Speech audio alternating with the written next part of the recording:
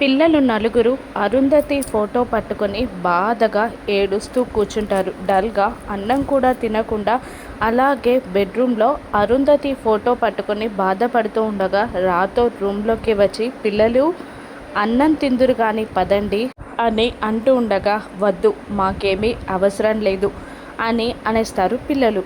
పిల్లలు బాధపడుతూ అలా అరుంధతి ఫోటోని పట్టుకొని ఏడుస్తూ ఉండడం, అన్నం తినకపోవడం వల్ల రాథోడ్ కూడా బాధపడుతూ ఉంటాడు. అప్పుడే అటువైపుగా వెళ్తున్న అమర్ రూమ్లోకి వచ్చి పిల్లలు అని పిలవగానే అందరూ ఆనందంగా అమర్ వైపు చూస్తారు.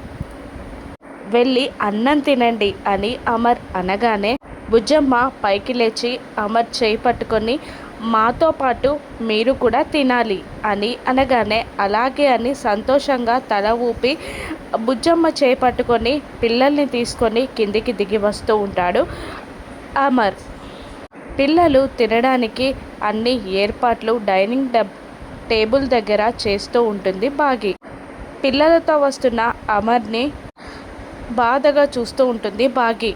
ఇక అందరూ తినడానికి కూర్చోబోతూ ఉంటారు. అమర్ తన చైర్లో కూర్చోగా పిల్లలు నలుగురు వాళ్ళ సీట్స్లో కూర్చుంటారు. రాథోడ్ ఇలా అంటుంటాడు బాగిని, మిసమ్మ నువ్వు సరికి వడ్డించు, నేను పిల్లలకి వడ్డిస్తాను అని అంటుండగా అలాగే అంటూ బాగి అమర్కి వడ్డించబోతూ ఉండగా మీరెవరు అని అడిగేస్తాడు అమర్ బాగిని. బాధగా చూస్తూ ఉంటుంది బాగి.